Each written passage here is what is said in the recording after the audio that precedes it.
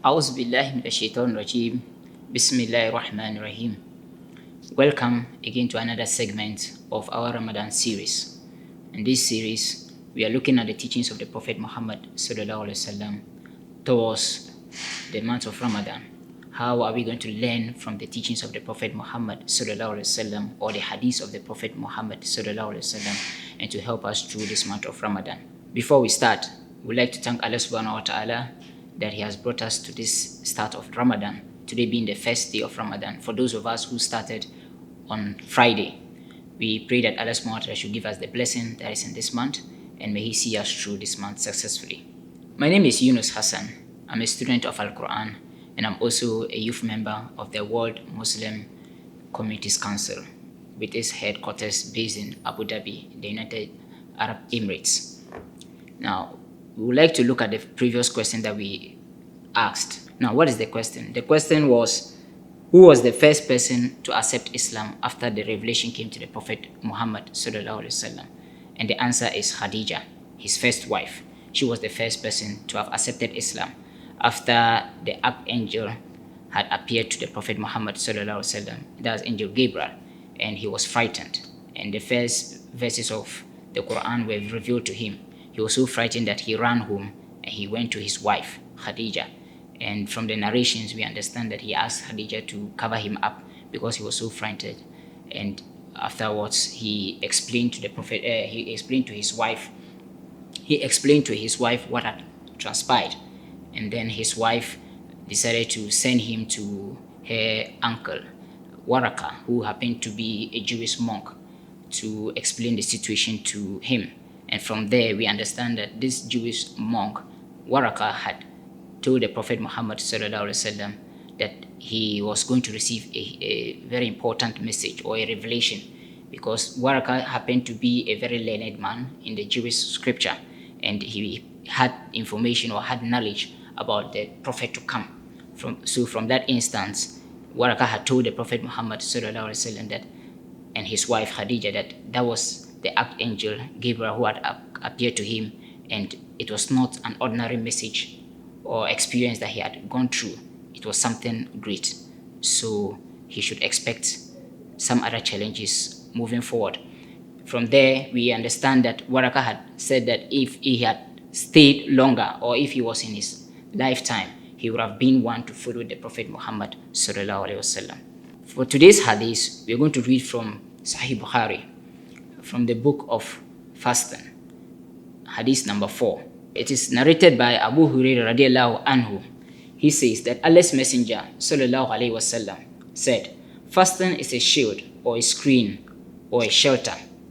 So the person observing fasting should avoid sexual relation with his wife and should not behave foolishly and impudently. And if anybody fights with him or abuses him, he should tell him twice, I am fasting, I am fasting. The Prophet added, sallallahu alaihi wasallam, by him in whose hands my soul is, the smell coming out from a fasting mouth, the smell coming out from the mouth of a fasting person. The Prophet Muhammad sallallahu alaihi wasallam said, by him in whose hands my soul is, the smell coming out from the mouth of a fasting person is better in the sight of Allah than the smell of musk. Musk here refers to perfume or something that smells good. So from the narration that we get, we understand that the Prophet Muhammad sallallahu alaihi wasallam has given a narration and a teaching that when one is fasting, one should stay away from his wife. That's if you are married. You should stay away from your wife in terms of your sexual relations with your wife until you have broken the fast. That means from dawn, when you start the fast from dawn, then up to the time you break your fast. So between the daytime, you're not supposed to have any sexual relations with your wife or even to have some sort of desire towards your wife. You should stay away because it's part of keeping the fast. Then after the fast in the night, you can then approach your wife. From this narration, that's what we get. And then at the other part of the narration, we are made to understand that the fasting person, the smell coming out from the fasting person's mouth is suitable to Allah subhanahu wa ta'ala than the smell of musk or the smell of perfume. Now, scholars have tried to explain this further so that we don't go about saying that we are fasting. So we just speak to people and people become uncomfortable with a kind of odor that perhaps will be coming from us. What this hadith is putting across is that the smell that comes out from the fasting person, that smell has to do with the hunger that the person has kept throughout the day. Because if there's no food in his belly, normally there's some sort of air that will be coming out from the belly. That kind of air or smell is what is referred to here. But we should try as much as possible to keep our mouths clean, as the Prophet Muhammad ﷺ used to do. Mostly he takes chewing stick. He chews chewing stick anytime he's to perform ablution for any of the 5 daily prayers. In our case, anytime we are to fast after the dawn meal, we should try as much as possible to brush our teeth and wash our mouths before we actually start the fast. So that's one thing that we need to take notice of here. Another part where Allah subhanahu wa ta'ala or the Prophet Muhammad ﷺ has said that he has left his food and drink and desires for my sake, in terms of the relation where Allah subhanahu wa ta'ala would adhere or admire the smell that comes out from a fasting person's mouth. This to say that Allah admires that smell or appreciates that smell because this person that is fasting has left his food, drink, and desires for his sake. That's for the sake of Allah subhanahu wa ta'ala. So it's for this sacrifice that Allah subhanahu wa ta'ala will appreciate this sort of smell that we are referring to here. Now, it is also said that the fast is for me, as Allah subhanahu wa ta'ala continues to say. So I will reward the fasting person for it. And the reward of good deeds is multiplied 10 times. Again, we understand here, whenever someone is fasting, whatever good thing that you do, it will be rewarded 10 times. So for instance, if you are fasting and you give charity, maybe just 1 Ghana cedi, it will be multiplied 10 times for you. The reward will be as if you gave 10 Ghana cedis. So that's to say that the fasting person is most honored in the sight of Allah subhanahu wa ta'ala. Whatever good that you do as a fasting person, it is multiplied 10 times for you, inshallah. I would like us to look at another hadith by Abu Hira radiallahu anhu. Abu Hira radiallahu anhu reports that the Prophet Muhammad sallallahu alaihi wasallam said, "Whoever does not give up forged speech and evil actions, Allah is not in need of his leaving his food and drink. That is, Allah will not accept his fasting." From this hadith, we understand that whenever you are fasting or whenever someone is fasting, such a person should stay away from forged speech or evil actions. Thus, you should try to minimize the way you speak in terms of the information that you give. You should be sure of making whatever information you are giving to be an informed information. You should not be giving false information or information to make people laugh, and that information is not necessarily important. So let's be careful with our speeches whenever we are fasting. As a fasting person, whatever information you give or whatever speech that you are engaged in, it should be one that is of honor. And again, that we should stay away from evil actions. As fasting people, we need to stay away from evil actions. We should stay away from provoking others, and also we should stay away from being provoked by others. In the previous hadith, we understand that the Prophet Muhammad sallallahu alaihi wasallam says that if somebody is fasting and anybody fights him or somebody abuses such a person, you should just say to whoever is disturbing you that you are fasting, meaning you should try to restrain yourself. Don't be involved in things that are not right. In your actions, in your speeches, in your sight, whatever you are looking at, you should also try to stay away from it. That's part of the evil things. So let's be careful with the way we engage on social media and the way we watch television during the fast. During this month of Ramadan, in our previous segment, what we said, we should be careful with the way we engage on social media and how we watch television. Because when you are fasting and you watch things that are not supposed to be watched as a Muslim and as a fasting person, it nullifies your fast or it decreases the reward that you're supposed to get from Allah subhanahu wa ta'ala. So the second hadith is just to buttress the point that we should keep ourselves in positivity and stay away from negativity whenever we are fasting. Because Allah subhanahu wa ta'ala says that He's not in need of your fasting if you are not going to stay away from forged speech and evil actions. Because staying hungry or not eating and drinking does not mean anything if you do not prepare yourself spiritually to go through the fast. Again, we would like to look at today's lesson in another sense. There's one advice or counsel that I gave one of my colleagues. He happened to be a revert to Islam. He came in as a Muslim, and Alhamdulillah, he got a wife, and through his courtship, the wife accepted Islam too. There was one time I said to him as a colleague, I said, look, brother, you are a Muslim now. Your wife has become a Muslim simply because of you. So you need to adhere to the teachings of Islam. You need to be upright. You need to stand up and practice Islam very well, because now your wife is going to look up to you.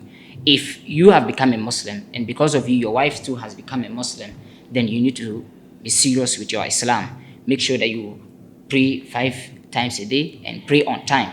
Because if you lack or slack in any of your Islamic practices, though we are all learning in one way or the other, remember that you are someone who's going to be a benchmark to someone. That's your wife. So you need to look at that. And again, I interacted with another friend who works at a hospital. He's a nurse. I was very curious in a way, and I asked him, so how does it look like when somebody is leaving this world? Because he works at a hospital, perhaps he sees these kind of instances, how a person's soul leaves the person then joins the other world or goes to the hereafter. From my interaction with him, I learned a lot. I'm someone who likes to learn from people, because seeking knowledge in Islam is very important.